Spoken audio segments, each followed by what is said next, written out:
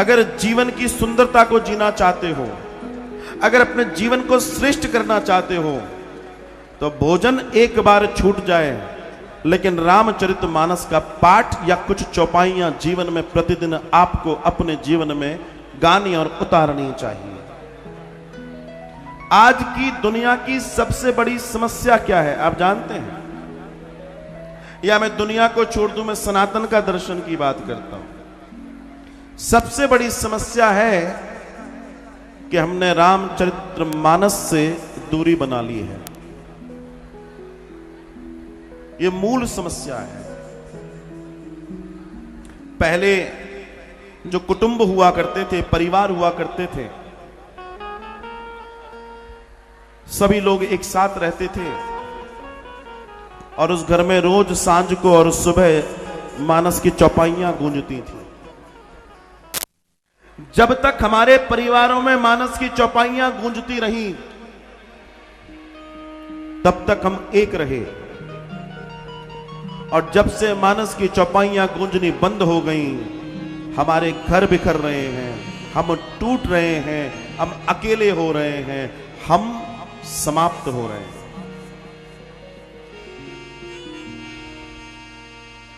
जीवन में ध्यान रखिएगा, अगर आपका चरित्र सुंदर है तो आपका जीवन सुंदर है। और इसकी जो विशेष सुंदरता है वो रामचरितमानस से मिलेगी, दुनिया में कहीं से नहीं मिलेगी। अगर आप एक श्रेष्ठ इंसान बनना चाहते हैं, रामचरितमानस सिखाएगा। एक श्रेष्ठ पति बनना चाहते हैं, रामचरितमानस सिखाएगा। एक श्रेष्ठ पिता बनना चाहते हैं, रामचरितमानस सिखाएगा। एक श्रेष्ठ मां बनना चाहते हैं, रामचरितमानस सिखाएगा। एक श्रेष्ठ सेवक बनना चाहते हैं, रामचरितमानस सिखाएगा। एक श्रेष्ठ पुत्र बनना चाहते हैं, रामचरितमानस सिखाएगा। एक श्रेष्ठ बहू बनना चाहते हैं, रामचरितमानस सिखाएगा। एक श्रेष्ठ बेटी बनना चाहते हैं, रामचरितमानस सिखाएगा। एक श्रेष्ठ जीवन जीना चाहते हैं, रामचरितमानस सिखाएगा।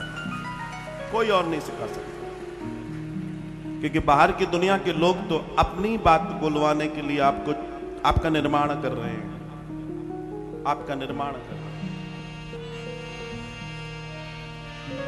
जिसको यह मालूम है कि मुझे सुबह राजसत्ताएं मिलने वाली हैं,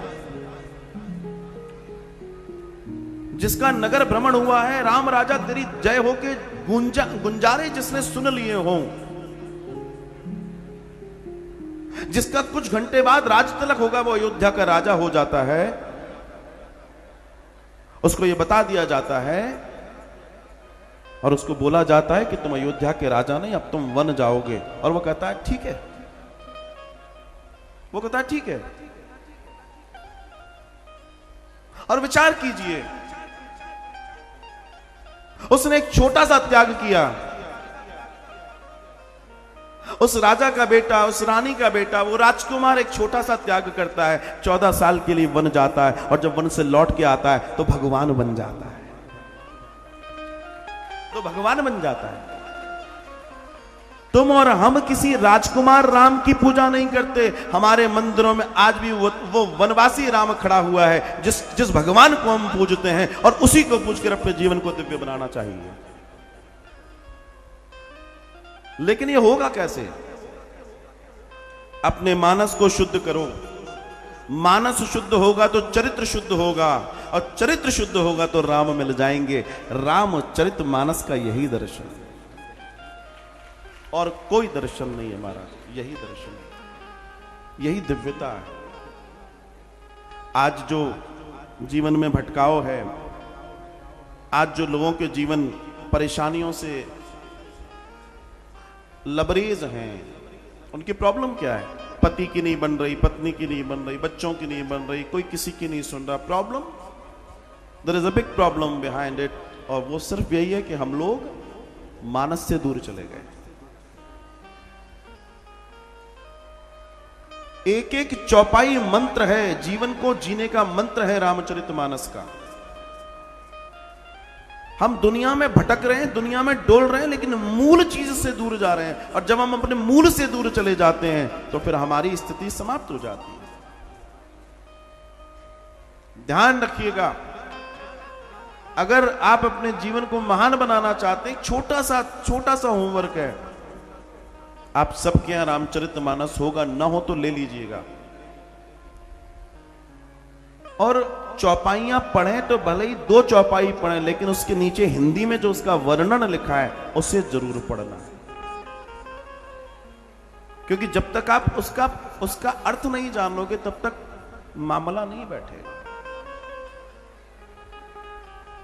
आपने कहा जी मैं 1 घंटे में सुंदरकांड पढ़ लेता हूं, अच्छी बात है, 20 साल से तुम 1 घंटे में सुंदरकांड चाट लेते हो, लेकिन इतना सा जीवन में सुंदरता नहीं है सुंदरकांड पढ़ने से। इसका मतलब तुम पढ़ ही रहे हो, जीवन में उतार क्या रहे हो महाराज? अपने आप को महापंडित तो बोल रहे हो, तुम महापुजारी तो बोल रहे हो, लेकिन तुम्हें उसका मतलब तुम्हारे जीवन में दिखे तो सुंदरकांड। तुम्हें कहने की जरूरत नहीं है कि मैं सुंदरकांड हनुमान चालीसा पढ़ता हूं, तुम्हारे चरित्र तुम्हारे आचरण में दिखना चाहिए। किसी को बताने की जरूरत नहीं, अपने आप पता पड़ जाएगा,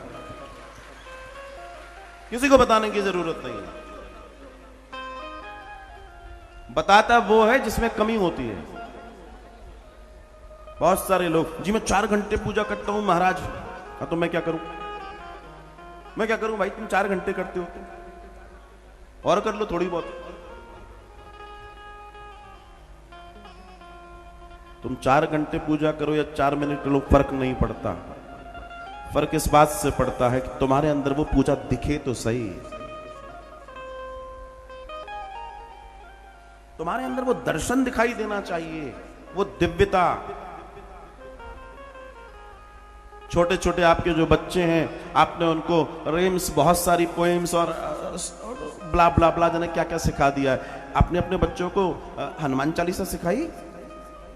आपने उनको कुछ अच्छे श्लोक सिखाए? जब आपके यहाँ कोई पूजा हो रही है, कोई अर्चना हो रही है, तो क्या आपने बच्चों को कहा आओ बेटा बैठो? आप मोस्टली लोग ये नहीं कर रहे हैं। फिर आप कहते हैं कि हमारा बच्चा तो सुनता ही नहीं है, क्यों सुनेगा? अब तुम कह रहे हो अंकल आए बेटा नमस्ते करो। बचपन में जब उसको सिखाना था तब तो वो सो रहा था, तुमने उसको उठाया ही नहीं नींद में से, तब तुमने ध्यान नहीं दिया उसके ऊपर। अब जब वो आकार ले गया तुम उसको डिजाइन करना चाहते हो, संभव ही नहीं है, नहीं होगा। ये तो छोटेपन से सिखाने की चीजें हैं, और जब आप छोटे में सही बीज बो दोगे तो उसका जीवन सुंदर हो जाएगा। आप मेहमान आया, अरे अरे अरे सुनिए देखिए बहुत अच्छी पोएम बोलता है, अब बेचारा फंस गया। आंटी को पोएम सुनाना है, अंकल को पोएम सुनाना है। अरे तुम्हारा सीना तब चौड़ा मानूंगा मैं जब तुम कहोगे गीता के कुछ श्लोक बोलता है ये, तब तो कुछ होगा, तब कुछ होगा। इन छोटी मोटी चीजों से कुछ नहीं होने वाला, कुछ भी नहीं होगा।